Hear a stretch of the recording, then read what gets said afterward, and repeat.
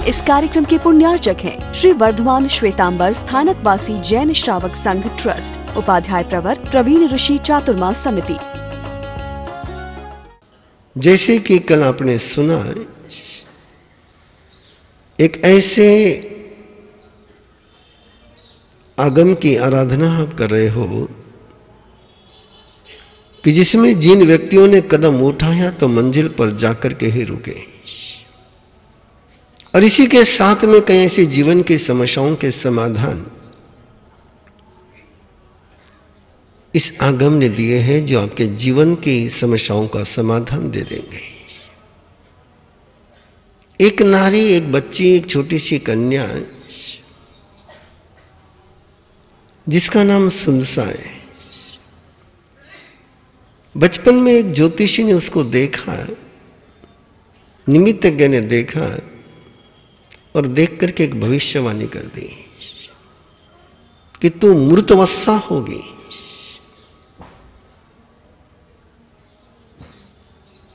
तू धारण करेगी, पालन करेगी, पोषण करेगी गर्भ में, पर जन्म देते समय तेरे बच्चे मरे हुए जन्मेंगे। किसमें दर्द ज्यादा है? वंध्या होने में दर्द ज्यादा है कि मरे हुए बच्चे को जन्म देने में दर्द ज्यादा है? और ये भविष्यवाणी सुनकर के वो अर्थ ध्यान में नहीं गई, वो समस्या से ग्रस्त नहीं हुई। भयावह अंधियारा था सामने। शादी होने के पहले किसी को ये पता चल जाए, लेकिन वो अंधियारे की तरफ कदम नहीं बढ़ाया। उसने सोचा इसमें से रास्ता निकालोगी, राह निकालोगी, समाधान खोजूंगी। और समाधान खोजने का उसने प्रयास शुरू किया। हरिणीगमिष्य देवता की आराधना शुरू करी। छोटा सा शब्द गया है, आपने बोला है उसको। वो बिना हरिणीगमिष्य देवता की आराधना करे आहार भी नहीं करती थी, निहार भी नहीं करती थी। बहुत महत्वपूर्ण शब्द गया है। साधना का एक छोटा सा सूत्र है उसमें।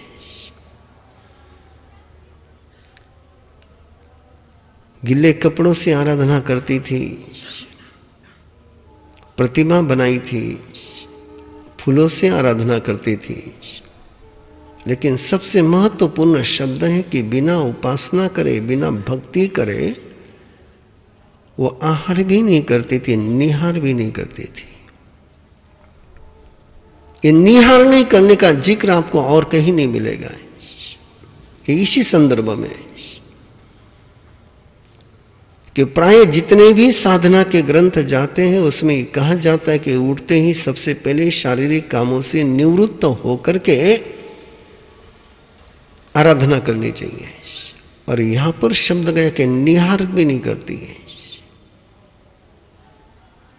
ये अंदर की ऊर्जा को एक जगाने का अलग तरीका है, सूत्र है। और हरिणीगमिष्य देवता क्या कर सकते हैं, क्या नहीं कर सकते हैं, देवता की आराधना करनी चाहिए, नहीं करनी चाहिए। कई लोग ये सोचते हैं कि जब अंतगढ़ सूत्र में सुलसा देवी श्री कृष्ण वासुदेव देवता की आराधना करते हैं तो हमें करने में क्या दिक्कत है, महाराज साहब क्यों मना करते हैं। लेकिन याद रखना, उन्होंने जिन देवी देवताओं की आराधना करी उसमें एक भी कुल देवी नहीं, एक भी कुल देव नहीं है। और उन्होंने जो आराधना करी उसका तरीका बहुत अलग था। वो तो आराधना उस समय करे कि जिस समस्या का समाधान उनके हाथ में नहीं था, आउट ऑफ कंट्रोल। उस समय आराधना नहीं करे कि जिस समय उनके समाधान उनके पास थे।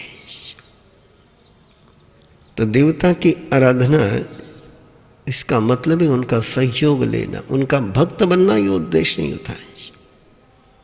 और हरिणीगमिष्य देवता ने जो उपक्रम किया है वो बड़ा गजब का है। बहुत गजब का है। यदि किसी समस्या का समाधान लेना हो तो कैसा प्रयास करना चाहिए, क्या करना होता है, कितनी पहले तैयारी करनी होती है। हिरण्यगमिष देवता ने जो किया उसे साइंस सहमत है। हिरण्यगमिष देवता ने सबसे पहले काम किया तो सुलसा और देवकी का पीरियड एक साथ आ जाए। शब्द समझ रहे हो ना, कि दोनों का ऋतुकाल एक साथ हो जाए। परिवर्तन कहां किया कि जो रूट कॉज है, ये नहीं किया देवता ने कि उसके मृत जन्मने वाले बच्चों को जिंदा करने का काम नहीं किया, वो कोई कर भी नहीं सकता है। लेकिन देवता ने एक काम जरूर किया है। क्या किया आगे आएगा, लेकिन पहली बात याद रखना, उसने कोई सुलसा को ये वरदान नहीं दिया कि नहीं तेरे बच्चे जिंदा जन्मेंगे। अज्ञान में सुख है कि ज्ञान में सुख है? मैंने छोटा सा सवाल पूछा आपको, अज्ञान में सुख है कि ज्ञान में सुख है? विवेक में सुख है? किसमें सुख है? ना ज्ञान में सुख है ना अज्ञान में सुख है। सुख किसमें है? विवेक में। कई बार अज्ञान भी सुख दे जाता है, कई बार ज्ञान भी दुख दे जाता है, लेकिन विवेक सदा सुख ही देता है। और यही स्थिति है इस अध्याय की, इस आगम की। देवता ने सुलसा को ये वचन नहीं दिया कि तेरे बच्चे जिंदा जन्मेंगे। जिस समय चरम शरीरी जन्म लेता है, थोड़ा सा आपके लिए थोड़ा ऊपर का विषय है, जिन्होंने पिछले जन्म में ऐसी साधना करी कि मनुष्य जन्म में आने के बाद वो उनका आखिरी जन्म, ऐसी पुण्यवानी और ऐसा बल जिनके पास होता है, उनके लिए निसर्ग क्या क्या व्यवस्था करता है। बहुत गहरा सूत्र है। इधर कंस ने अपने पिता को जेल में डाल करके राज्य पर कब्जा कर लिया, और राज्य पर कब्जा कर लिया तो कंस का छोटा भाई ने संसार का दृश्य देखा कि ऐसा भी कोई हो सकता है कि अपने बाप को कोई जेल में डाले सत्ता पाने के लिए। रिश्तों की ये बेईमानियां, रिश्तों का ये भयानक चित्र देख करके उसका रिश्तों पर से विश्वास उठ गया। आपका कभी उठता ही नहीं उठता है, उठ जाए तो यहां आकर बैठ जाओ। रिश्तों पर का उसका विश्वास उठ गया कि बेटा बाप के साथ ऐसा कर सकता है, तो कल ये भाई मेरे साथ क्या करेगा ना मेरा बेटा मेरे साथ क्या करेगा। और उस अयवंता ने, कंस का छोटा भाई जो अयवंता था, उसने दीक्षा ले ली, परम वैराग्य से दीक्षा ली। और दीक्षा लेने के बाद उग्र तपस्या करते हुए मांसखमन के पारने के लिए एक दिन अपने भाभी के घर पहुंचा, भाई के घर पहुंचा। और उस समय उसकी बहन भी वहां पर आई हुई थी। किसकी बहन? अयवंता की, कंस की बहन, जिसका नाम देवकी, भाभी का नाम जीवेशा। और ननंद भाभी में इतना प्यार, इतना प्यार, इतना प्यार कि भाभी ननंद के बालों को गूंथ रही थी, बालों की श्रृंगार कर रही थी। और उसी समय अतिमुख तक वहां पर गोत्री के लिए पहुंचा। गोत्री के लिए पहुंचा तो भाभी को देवर की मजाक करने का मन हुआ, और देवर की मजाक करने लगी, हंसी ठिठोली करने लगी। रास्ते में खड़े हो गई, तुम्हारे भाई राजा है और तुम भिखारी बनकर घर घर घूमते हो। छोड़ो ये साधु चोला, आ जाओ, ये संसार के सारे भोग भोगो। क्यों अपने तन को तपा रहे हो? हंसी मजाक में बोलती चल रही, छेड़ती जा रही है। अयवंत अपनी शांति रख रहा है, शांति रख रहा है। लेकिन मजाक जब हद पार कर गई, जब जीवेशा मजाक करते करते विडंबना करने लग गई, तो अयवंत का संतुलन टूट गया।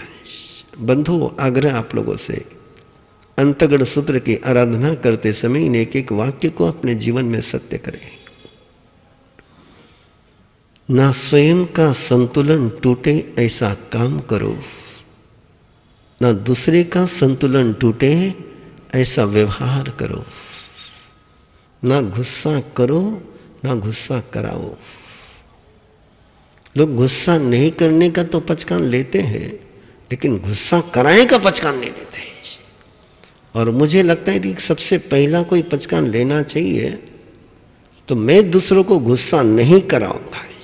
मेरे कारण से किसी को गुस्सा नहीं आएगा, ये पचकान यदि आप पास ले लो, तो घर में किसी को गुस्सा करने का मौका ही, गुस्सा कौन करता है? किसी की इच्छा नहीं गुस्सा करने की, गुस्सा कराया जाता है। और गुस्सा कराने वाला बाजू में हो जाता है, गुस्सा करने वाला सजा भुगतता है। लेकिन याद रखना, तुम किसी से गुस्सा कराओगे तो तुमसे भी लोग गुस्सा कराएंगे। इसलिए आज की एक छोटी सी प्रेरणा है आपको कि एक पचकान ले लो कि मैं किसी को गुस्सा नहीं कराऊंगा। मेरे कारण से किसी को गुस्सा जागृत हो जाए, मैं किसी के बारूद में चिंगारी का काम नहीं करूंगा। और अयवंता मुनि का क्षमा संयम टूट गया। मांस खमन के पारने के लिए गए थे, आहार तो मिला नहीं, साधना भंग हो गई। और जब किसी संत की साधना भंग होती है तो साइक्लोन आता है। संत की साधना आगे बढ़े तो वसंत ऋतु आता है, और संत की साधना ब्रेक हो जाए तो कोई शैतान नहीं कर सकता है, वो काम उससे हो जाता है। और अयवंता का संतुलन टूटा, वाणी पर का संयम टूटा, भावों पर का संयम टूटा। लब्धि थी, ज्ञान था, जानते थे, लेकिन बोलने की परमात्मा ने मना कर रखी है। जो जानते वो बोलना, वही बोलना होता है जिसके कारण से मंगल हो। वो नहीं बोलना कि जिसके कारण से दंगल हो।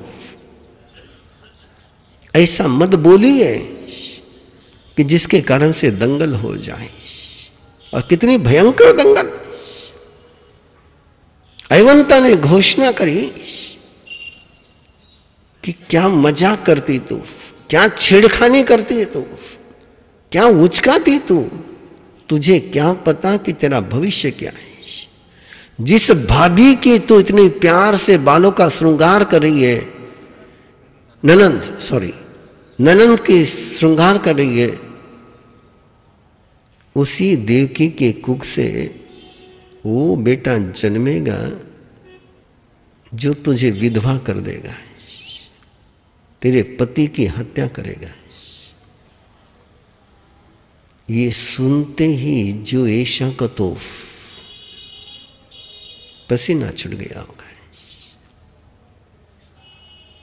देवकी ने जब ये सुना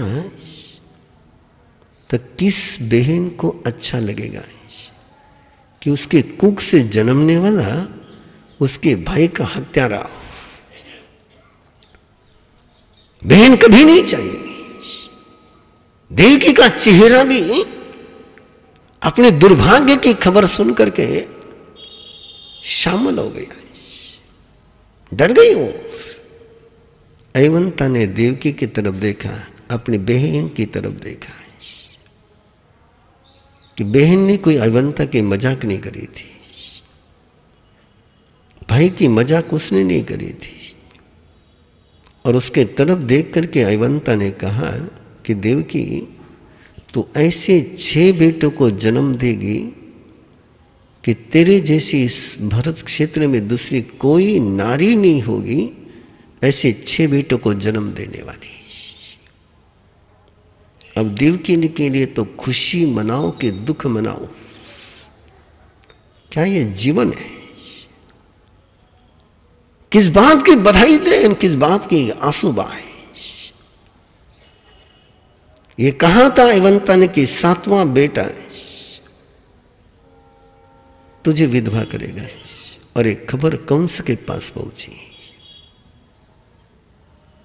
और कंस ने सोचा ऐसा